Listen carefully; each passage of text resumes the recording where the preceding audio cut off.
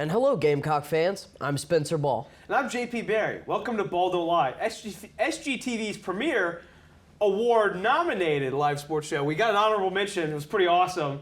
But hey. Hey, we'll mention that a little bit later in our outro. But today on the show, JP and I will be giving you our weekly insight every Sunday.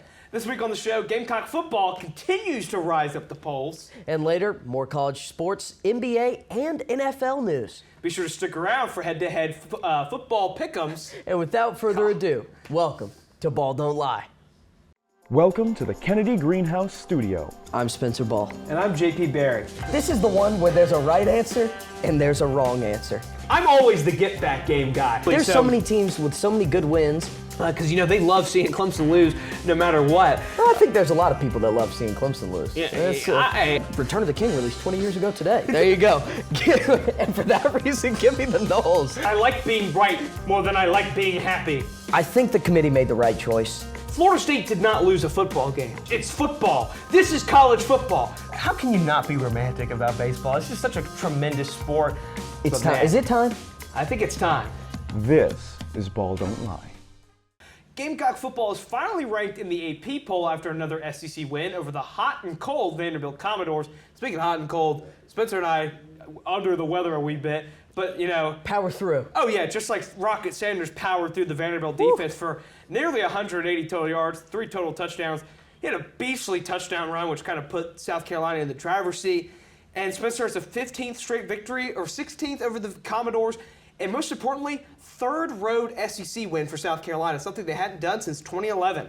They had a very cool Road Warriors graphic on Instagram, and, there's no reason why not. I mean, this team is getting wins at home. They're getting wins on the road. Frankly, they're just playing winning football right now, and it starts with a balanced offense attack. Over 200 rushing and passing yards. They've been able to make it really hard to game plan against them because they're just doing both sides of offense really well. And then on that defensive side, Vanderbilt, a lot of those yardage that they had came in garbage time. That's all I'll say. They were under 200 there for a long time until, those final drives. South Carolina had them hemmed in. It was, truth be told, I fell asleep on the couch during the first half when it was just 7-0 for an eternity. Woke up just in time for the start of the second half. I was like, wow, I didn't miss anything. But being serious, it was a great performance. Well, it was the perfect time to wake up if you're a Gamecock fan. Things really got rolling at the start of that third. And, it was Lenore Sellers once again showing his ability to escape pressure, somehow dodging tackles that don't look human, and finding open receivers. I thought he was great. I think he did outside of the fumble. He's got to work on, really securing the ball when he's scrambling. But I think when he's on the move and, he's gotten a lot better at being accurate and keeping his eyes downfield. That throw to Jared Brown was great after he escaped the sack, and then came that huge Rocket Sanders run we were talking about. South Carolina really put on a clinic in Tennessee. Yeah, they did, and it was really nice to see South Carolina maintain success because they've had these moments where they get a big win, they start building momentum, and then they suffer a setback. Now they're playing well with positive momentum, and they're letting that keep building and building. And they're handling an increase of expectations well. South Carolina hasn't had a perfect November since 2013, but they got off to the right foot. They got off to the right start. And that's right. As we were talking about it earlier in the week, South Carolina, if they win out, it'll be only their 8th 9-win season in program history. 9 or better, of course, in program history, and the first since 2016. 16 or 2017. 17. There you go. The Will Muschamp masterclass with Jake Bentley. Trust me, it only happened once. But South Carolina wasn't the only team with a big win this week. Some big names fell, while others really made statement victories. Let's check out what happened in Week 11, JP. There were some big names here. A lot of college football playoff teams either making big statements or falling, such as the number 4 Miami Hurricanes, 28-23 in Atlanta. Georgia Tech looked like the better team. Well, they did. Haynes King came back. That bye week helped Georgia Tech a lot. But they did it without having to throw the ball. Haynes King had 20 carries. Jamal Haynes was really good on the ground. Their backup, Trey Cooley, was good as well, even after he got walloped. Almost super targeted. Thankfully, he was not decapitated. Unironically, it looked like something horrible was about to happen. Yeah, and they just controlled the ball. They had a 10-minute drive in the first half. And after that, it just looked like Miami was not comfortable. They couldn't get it together on offense. They were terrible on third down.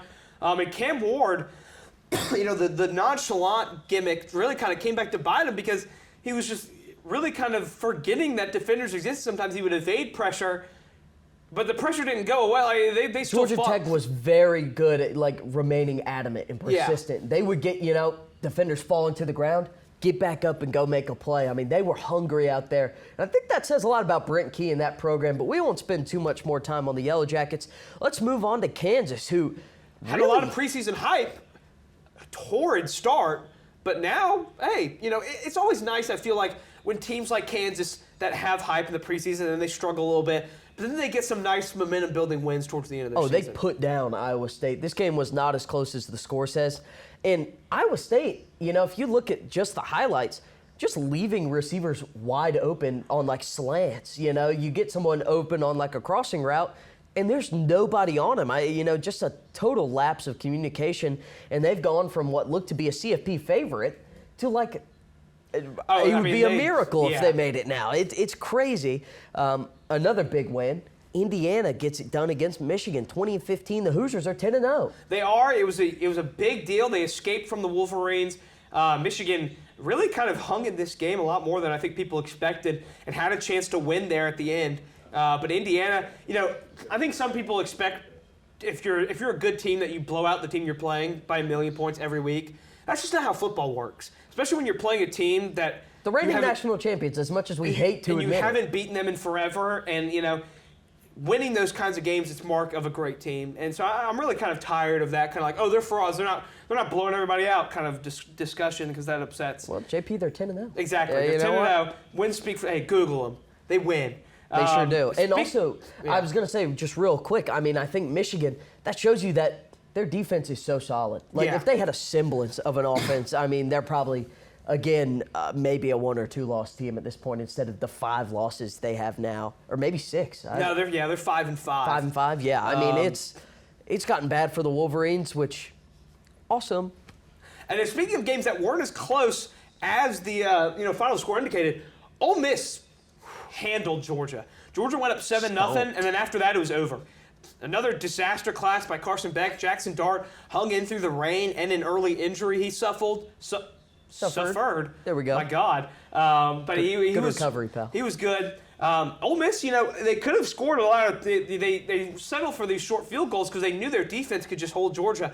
This game could have very easily been 38-10, 45-10. But Ole Miss was content to just kick these field goals. And truthfully, Georgia just looked despondent on offense yet again. And, you got to think Mike Bobo's days are coming here at Georgia, or they're coming to an end, because what in the world is he doing with all that talent, putting up 10 points in an SEC football game? It's unbelievable. Against Ole Miss and a Lane Kiffin defense. I mean, what are we doing? And also, Carson Beck smiling on the sideline. Pull the guy. If he doesn't want to play football, you're down 2 scores with 3 minutes left after you turn the ball over 3 or 4 times. Put somebody else in that wants to win. You can talk all the crap you want about Stetson Bennett. He's undersized. It never happened. Guy's a winner. Guy wanted to win. Guy never smiled after being terrible for the 5th week in a row. Frankly, guy didn't lose for 2 years. 12 interceptions through 9 games for for Carson Beck. Just a brutal lapse there by him. Speaking of another brutal loss, the LSU Tigers got blown up. Alabama crucified them in their own place. That's the best way to put it. It was disgusting. It was a horrible, horrible game to watch. Jalen Milroe ran for 180 yards, 4 touchdowns. Do we need to say anything else? He barely had to throw the ball. Nope. LSU was, for the 2nd week in a row, they played A&M. Marcel Reed demolished them on the ground. They had a bye week. You come into probably the quarterback who's 2nd or 3rd most similar to Marcel Reed and Jalen Milroe, and you've already played Lenore Sellers. And they still can't deal with a running quarterback. It makes no earthly sense. But they just got destroyed 42-13. And JP, let's talk about the Holy War. I'll let you take this away, man. Number 9 BYU literally got their hand held and walked down the field to kick a game-winning field goal as time expired against Utah.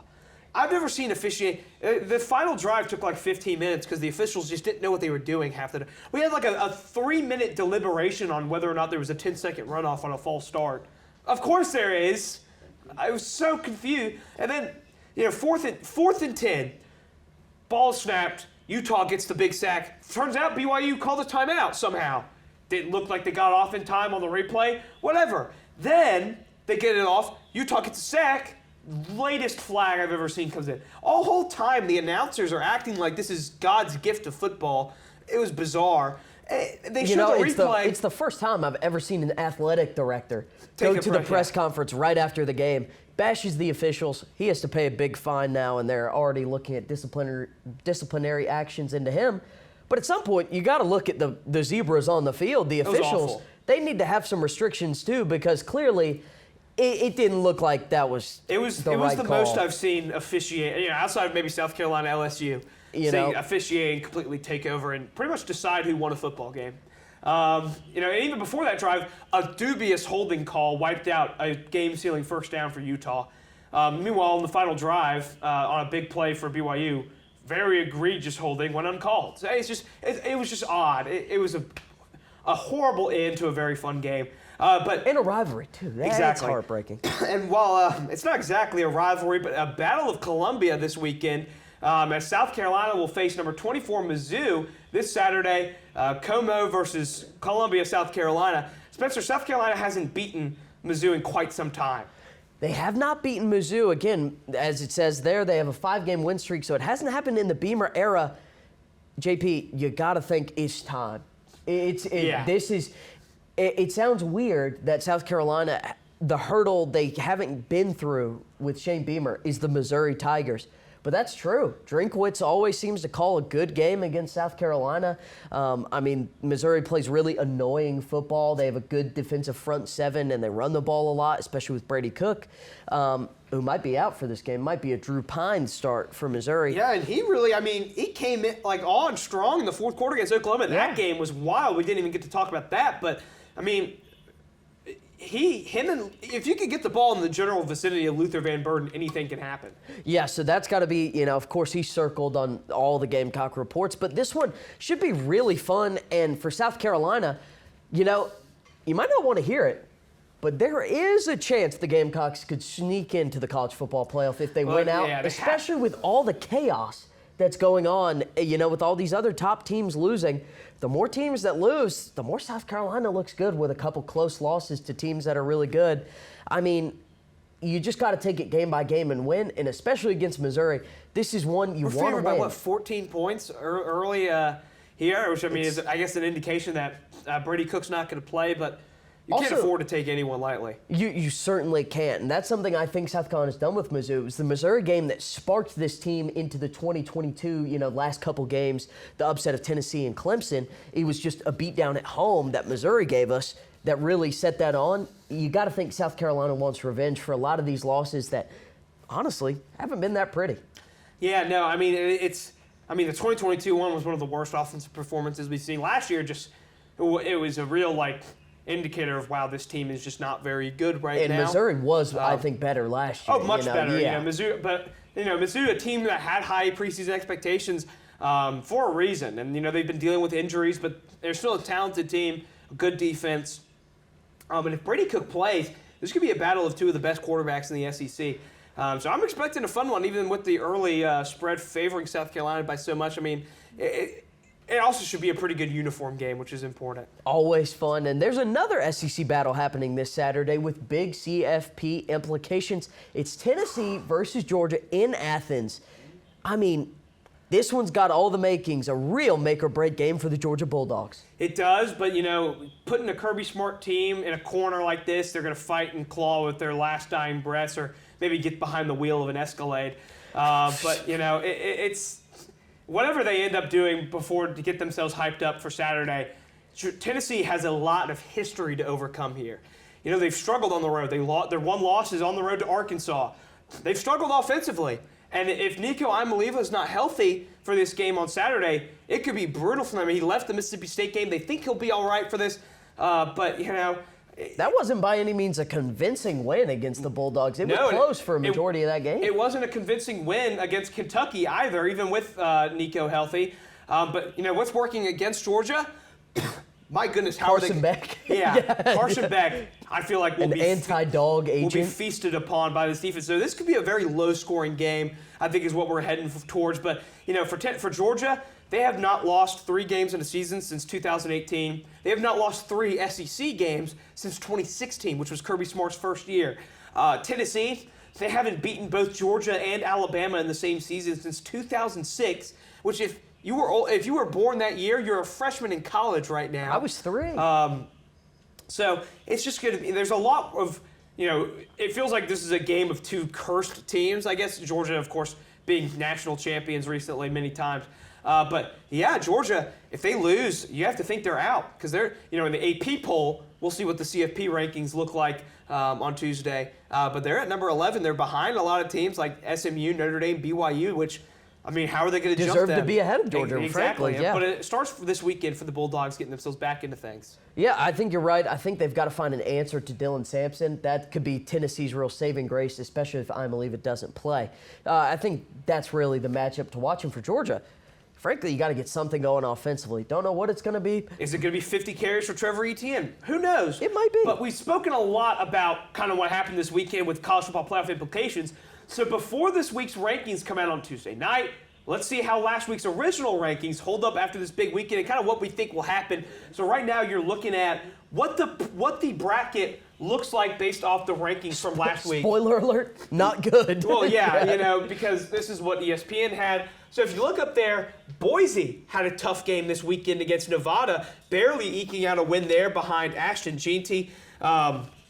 Then you had Indiana winning close, BYU winning close, Army a potential threat to the Group of 5 bid, won close over North Texas as well. 14-3, an absolute thriller. With a 14-minute drive to ice it because America loves the United States military. On that front, let's throw out a quick happy Veterans Day to all the veterans out there, as otherwise we'd be seeing you next Sunday. So a big shout out to all the vets at home. Truth, Bob. Let's keep it going. Yeah, and so you look here, Oregon had an easy win, Georgia lost, Miami lost, BYU looked bad.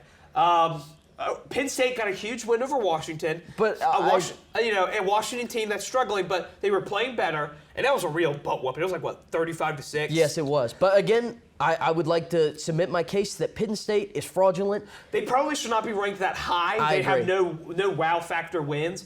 I really wish we could see them play Indiana. That would be awesome. And then Texas, easy win over Florida. They're at number 5. They're the best they've looked all season as well. Tennessee, we've talked about them. Indiana, we've talked. Ohio State had a big win over Purdue. It looked easy. Then Notre Dame, laid the boom to Florida State, 52-3. They brought the what? Yeah, they brought the boom. But they were the worst loss in the regular season in Florida State football history. Dropped them to 1-9 on the season. And what just happened to Florida State's coaching staff, JP? They just fired both their coordinators and their wide receiver coach.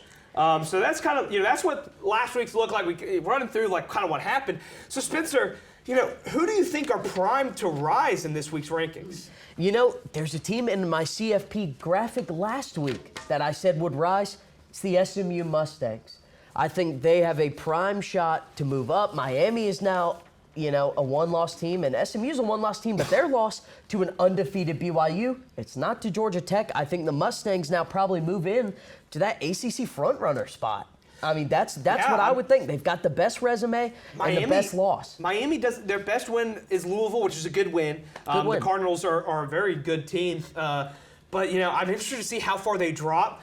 For me, I think Army could see a big jump. A lot of teams ahead of them lost. Number 18 Pitt lost. Number 17 Iowa State and number 15 LSU all lost. You could see the Black Knights making a big leap there, perhaps into the top 20. But I think Notre Dame made out good this weekend as well. With BYU looking bad, the Irish, since the worst loss in program history, have beaten teams by an average margin of victory of 35. That's 5 touchdowns per game. They're really proving that was hopefully for your sake, pal, that was a fluke.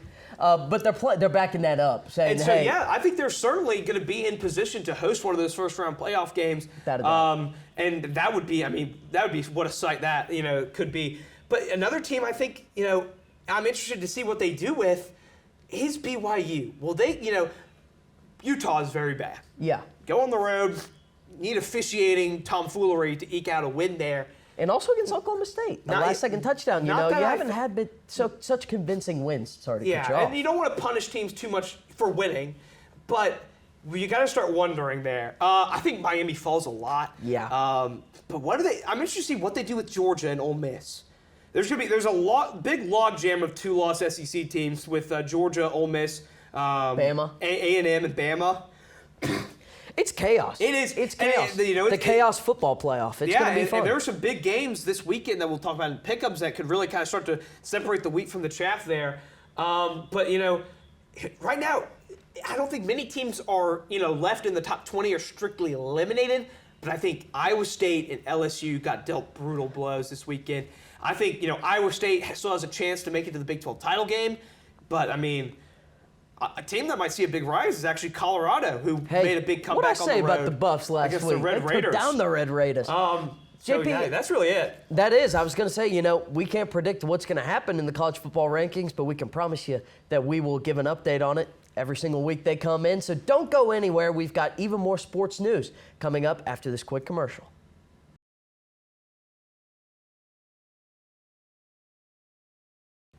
And ladies and gentlemen, don't call it a streak, but the Carolina Panthers have put together back-to-back wins for the first time since 2022. And man, in early morning, I woke up and the game was still already on. What a performance by Bryce Young. I mean, he has looked reimagined. Not worlds better. Not otherworldly. He's just not the same football player he was in weeks 1 and 2, and that in a good way. He looks more confident. He's making plays with his feet, but he's not immediately scrambling. He trusts his offensive line more. He trusts his receivers. Late in the game, he just hung in there, lofted one over this, to Leggett for a big first down on 3rd and 10. And against a Giants defense that is, in the back end, not great, but the best pass rush in football and 2 very good linebackers. The Giants, don't let their record confuse you because they rate very highly at a lot of positions. They just have the worst quarterback and secondary in the league. This is true, which the Panthers defense took advantage of, forcing 3 turnovers, and were really very good considering I don't think there's a ton of talent on that defensive side. No, I mean, they're playing hard. Avero is putting in some just great work there. And hey, you know what? For the second straight week, we could put Agent 89's jersey up on the table. And you're probably wondering, did I spill water everywhere? I did. During our commercial break, I was so excited about the Panthers winning. I just, His hands were shaking. I took a Gatorade bath myself. But we'd be remiss if we didn't talk about the Panthers starting running back, Chuba Hubbard, who just got paid. He got paid on Thursday, 4 years, $33 million, excellent deal, but also career high in rushing yards in a sweet uniform combo. Oh my God! This guy deserves it. He was playing out of his mind, really good in the passing game as well, and this team, they feel a little rejuvenated. I mean, they're really playing. Just having fun. They're having fun. Bryce Young is smiling on camera. Yeah. It's so nice to see him. The team looks happy instead of looking absolutely putrid. And also, we want to talk about it. How about these new graphics we made today? We're trying out Shout out Canva. Shout out Canva. We're trying out some new formats for you guys, so we'll be mixing it up as we go forward. But again, I mean, a really great performance from the Panthers, really gritty, but that's not the only Charlotte team we're talking about today. No, as the Charlotte Hornets have had an exciting start to the season, even with lingering injuries everywhere. I mean, good Lord. Namely to Mark Williams, who is now has the longest current injury in the NBA. He's been out for almost 1 year consecutively. And frankly, we just can't wait for him to be back because right now they're running Taj Gibson at center. They are, and the catalyst of this, of course, is that LaMelo Ball has played basketball. And he is playing like a honest-to-God MVP candidate, averaging nearly 30 points a game, 5 rebounds, 6 assists. Great shooting percentages for a man who shoots that much. The highest usage rate in the NBA. And, getting Brandon Miller back. Melo and Miller combined for 60 points in the blowout win over Indiana on Friday night. And that's a combo that could carry the Hornets in a East that has not looked great this season. At 4-5, Charlotte is 4th in the East. They can get to 500 tonight against the 76ers. And Spencer, they have an actual, they have depth. Trey Mann off the bench, Grant Williams. Cody Martin has been good. Diabite, he's 15 been great. rebounds off the bench against the Pacers. Yeah. Charles Lee has brought in atmosphere and a tenacity to this team. hasn't been there since the early Steve Clifford days, when we had Al Jefferson. This is and the best Gerald coaching Henderson. hire I think the Hornets can maybe say they've ever had. Well, Paul Silas is pretty awesome. He's very awesome, but especially, recently. I mean, you got to think. Since they came back They to hit a Charlotte. home run. They hired a winner. And, they're playing new age basketball as well, which is important. The Hornets are shooting a ton of threes, which the reigning NBA champion Boston Celtics are doing. Coach Lee kind of bringing a little bit of that style from, his previous winning destination, the Celtics. And he's got Grant Williams with him. He does. And the Hornets actually look very competitive in all their losses except maybe that one on the road to the T-Wolves. I think the Hornets have looked really good, again, without a center. Nick Richards is down with an injury. And they're winning basketball games. Not to say they've played the toughest competition, but you know what? A win is a win, and frankly, in the NBA, you just got to start stacking them. That's what the Hornets are doing. Another basketball team who's stacking wins, Gamecock women's basketball has grown their win streak to 40 games, taking down the NC State Wolfpack 71-57. And JP, you're giggling. It's laughable. This team is awesome. Running up and down the floor. I mean, they did it without Chloe Kitts, who was out due to academic policy reasons, that was announced right before tip-off, which was kind of odd. But, I mean... Who came back, though? I mean, well, Ashley Watkins did. She did. She made her season debut today. Beat the case, it would seem. Seem. Tahina Pau looked outstanding. Malaysia Fulwiley. They just... Against a top 10 opponent, it just wasn't really close from the first outset. half was, but, you get to that third quarter. If the Gamecocks aren't up, Dawn Staley gets in that locker room. They were up by 20 at one point and did a good job of shutting the door on the Wolfpack because they have one of the best shooters in the country. Isaiah James is really good for NC State. She's a chucker, but I tell you what, it works. But the Gamecocks, we talked about this a little bit earlier before the show. We talked about it last year. The big difference between this team and last year's team versus the teams of old, they have guards that can shoot the ball. They can stretch the floor so it's not just a circle in the paint around your bigs. Pau and Fulwiley are awesome. Tessa Johnson is awesome. And really, this team, you'd be correct if you probably predict them to make a deep run again. They're so. I think it'd be harder to say when will they lose. If they do. Go ahead and hit the calendar and just kind of scroll for a little bit. They have big time matchups, which we'll preview. Of course, I'm excited for all that. They got some big names coming to Columbia, but they're also just road warriors. One last thing on them. One thing I love about Gamecock women's basketball. They're not afraid to play big games. No, hey, anywhere, anytime, any place. They're not afraid. Not afraid of the challenge. Not afraid to lose. They don't, but they're not afraid to because losing, you learn a lot in a loss. Frankly, this team, they learn in wins only, apparently. But, we'll see how their season turns out. Yep, absolutely. And speaking of seasons, as women's basketball begins, soccer season is wrapping up here in Columbia. And Gamecock men's and women's soccer are both either in tournament play or just ended their conference tournaments. Let's check in on those teams. Tough loss from the women's team today against the Texas Longhorns, falling 1-0 in the SEC championship game in a late goal. But they seem like they're a shoe-in to make the NCAA tournament. And they certainly will make the tournament. They're ranked number 14 in the nation. They'll find out their fate not next week, but a little bit after next Sunday. So, of course, we'll keep you up to date with that. I want to say next Tuesday is the date to circle. But again, a really, really good showing from this women's soccer team. Yet again, Shelly Smith is one of the best coaches in the country in her 24th season, I want to say. It's 24 or 25. She's been awesome.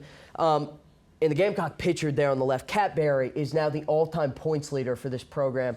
Does it all. Put up 39 points this season, 16 goals, 7 assists. Almost had a ridiculous curling shot to tie the game against Texas today, just off the post and out. But again, this team with another valiant season.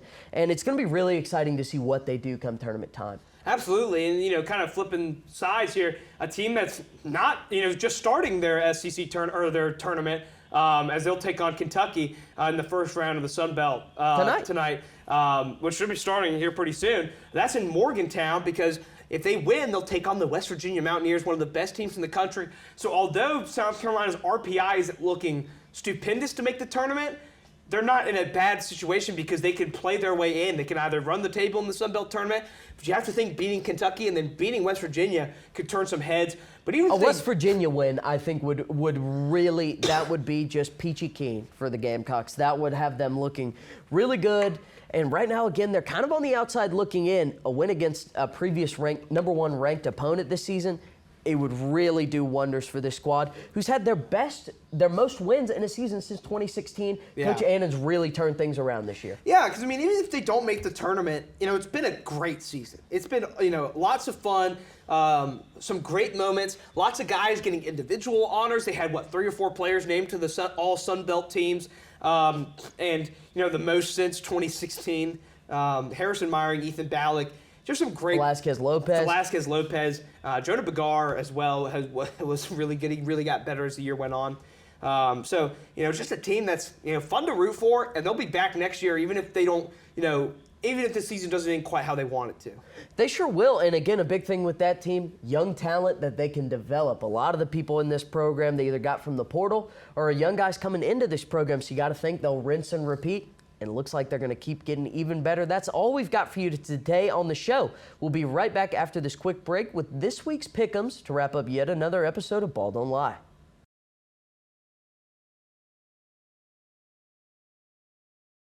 Welcome back to BDL Pick'ems.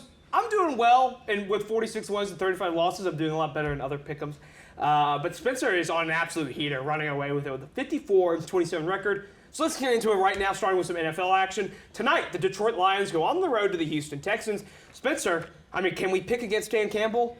We will not. Nope. We won't. That offense is too good. Ben Johnson, kind of an offensive genius. Yep. They're a fun team. Not to say the Texans aren't, but I think the Lions can get done on the road. Then Monday Night Football is a battle of, 2 teams that are dealing with a lot of injuries, but they still are fighting for playoff spots. It's the LA Rams hosting the Miami Dolphins. Who you got, Spencer? I'm actually going to take the Dolphins in this one. I know it's a little weird, but they've fallen in a lot of close games recently. I think they finally get over the top. And again, this Rams defense has really shown us something with kind of players you've never heard of, or rookies like Jared Verse making a great impact on this team.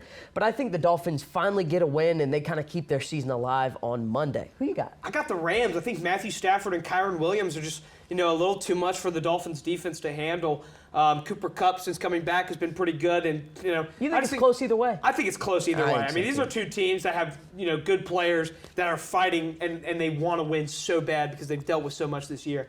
So when you get 2 desperate teams on primetime, that's really all you can ask for. Then we're adding Thursday Night Football to the mix because the Washington Commanders are going to go on the road to the Philadelphia Eagles in a big NFC East matchup. Spencer, who you got in this one?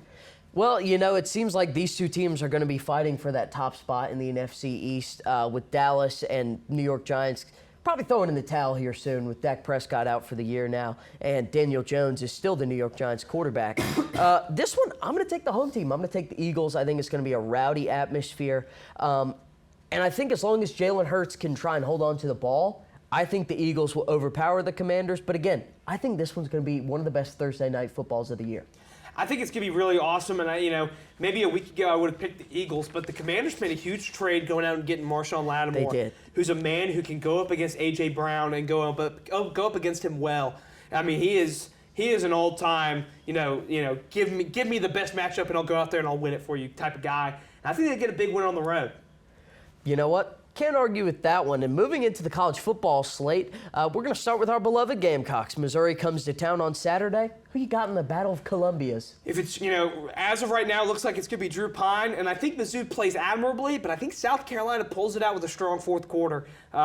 Defense is just too much, and then our ability to get it going on the ground opens up the pass. And Josh Simon has really come on as of late, so I think a big play goes to him late to seal the deal for South Carolina. Awesome security blanket for Lenora Sellers. I think the Gamecocks get it done as well. Just, again, this Mizzou team isn't the same team from last year. South Carolina, they need to get a win over Missouri. Well, frankly, you'd love for this team to win out.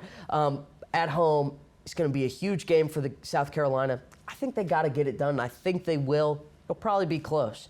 Number 25, Tulane, heads on the road to Annapolis to take on Navy. For Veterans Day, I'm going to rock with Navy. Go midshipmen. Hey, temper, baby. I think the midshipmen unleashed the barrage and Tulane. Option offense. It's just, it's so over for the Green Wave. It is. They're going to run into an aircraft carrier in Annapolis. Number 17, Clemson on the road to Pittsburgh. And again, this Pitt team losing, in a kind of a what in the world happened performance. I'm going to take the Tigers in this one. Are you rocking the same team? Well, yeah, it's the Pat Narduzzi parable. All roads lead back to 8-4, and even when Pitt started 7-0, no one really. I mean, they were number 18 in the country. And it's just they're now 7-2. They're 8-4, so close. Yeah, I think they get one step closer with Phil Maffa and Clemson punching them in the mouth over and over and over again on Saturday. Yeah, I think you're right. It's a noon game. If it was a night game, maybe a little more juice going into that Pittsburgh stadium, I'd maybe buy into it a little more. I'm not buying it. Arizona State having a shockingly good season. Complete opposite spectrum of 7-2 teams That's right. here. Pitt is depressed and wallowing. Arizona State, one of the best stories in college football. Yeah. Awesome young head coach Kenny Dillingham making things fun. And Tempe again, they head on the road to take on Kansas State. Who you got in this one? Big 12 matchup. It's a big Big 12 matchup. And, last week I said I thought Kansas State would win the Big 12, and I think it starts here. Arizona State just runs into a buzzsaw of, DJ Giddens, Dylan Edwards, and Avery Johnson. And I think the Wildcats run away with it. I'm also going to take the Wildcats here. The ground game, too good. They've got too many options. I don't think Arizona State's quite ready for this team, but I like what they're doing out there. Moving on to arguably the game of the week. It's number 6, Tennessee. I don't think there's an argument. I think you're right. Actually, there aren't that many good games. That's why we picked an extra NFL one. Tennessee versus Georgia in Athens. Who are you taking, JP? History is not on the side of the Volunteers.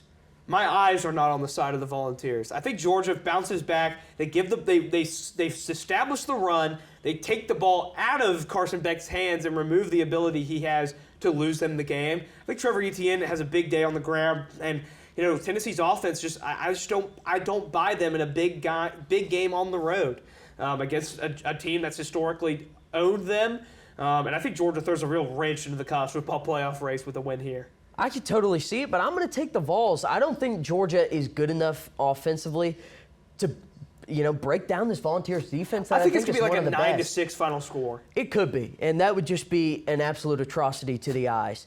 But I think Tennessee's ground game is a lot better. I think Josh Heupel is a much better play caller than Mike Bobo, so maybe he's got a wrench up his sleeve. And you know what? Maybe if you score one touchdown, that might be all you need in this one. That's true. Moving on to an ACC battle. It's Boston College on the road in Dallas taking on SMU, who might be, atop the ACC here soon. BC got a huge win on Saturday against Syracuse. With Castellanos leaving early. Yeah, and Bill O'Brien's team in his first year in Chestnut Hill, I've been very impressed by them. I love Thomas Castellanos. I love Kevin Jennings. This is one of my favorite quarterback matchups of the entire season so far. I think it's close. I think Boston College really puts the fear of God into the Mustangs. They pull it out late. Would not shock me, however, if Boston College won this one. Yeah, I do think Boston College has kind of punched up some this year. Again, I thought they were a team that if they've won some of the games you probably thought they would have. They could be right there with SMU. This could have been a top 25 matchup. But again, I think the Eagles play them close. The Mustangs run away with it a little bit on the ground. I think they just have a little bit too much in the tank. Number 21, LSU goes on the road to the Swamp to take on Florida, who just gave Billy Napier the okay to stay another year. They probably just kick themselves after their game Saturday. Well, maybe, but I kind of like giving coaches more time nowadays. No, I do. Because everything in college sports right now is so immediate, instant gratification. And I like giving a guy like Napier a chance to just kind of build and breathe. I don't think it starts this weekend. I like that they haven't completely folded against the schedule. I like DJ Lagway. I love this rivalry. This is one of my top 3 favorite SEC rivalries for me. It was always a great the game. Marco Wilson shoe. Yeah, when Florida wore those all-orange monstrosities in Baton Rouge a couple years back, one on a goal line stand with Austin Appleby at quarterback. I mean, they've had some classic matchups. Yeah, you remember that, right? Les Miles against Will Muschamp. I mean, it's just some fun games. Yeah. And I think it's a good one. I think LSU wins it late, though. Garrett Nussmeier, it's just too much for the Florida defense. I'm also taking the Tigers. Again, Florida's been a little beaten up. Maybe Lagway goes out again. It just wouldn't be pretty. And especially you saw how Florida looked against Texas. Again, that was on the road. So, maybe they play a little better in their home turf. I just don't think this is their year. So I'm not against them giving Napier another shot.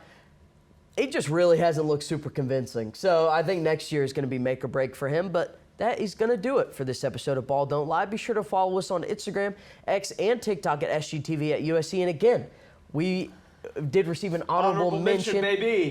Happy to be here. Of course. Like Texas A&M Prairie View in the NCAA tournament when they play Gonzaga. It's just like that. We showed up.